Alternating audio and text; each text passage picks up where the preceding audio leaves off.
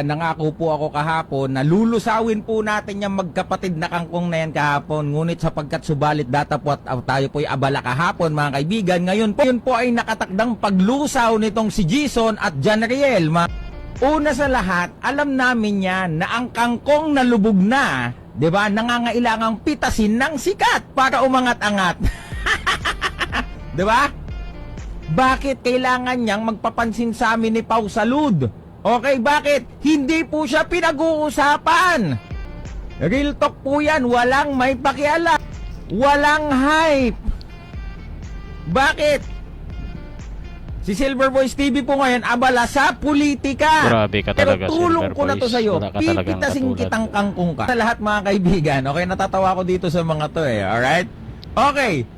Kaya Ano po ko kayang kasalanan ng inan-publish po ang dalawang aking page magkapatid mga sa'yo kaibigan kung bakit dahil gaganyan? yung algo nun is for Bakit lagi boxing. mo kaya silang Gumawa ako ng tinitira bago ng intended ganyan? for politics mga kaibigan para yung mga audience ng politics doon Oo, manood. naman.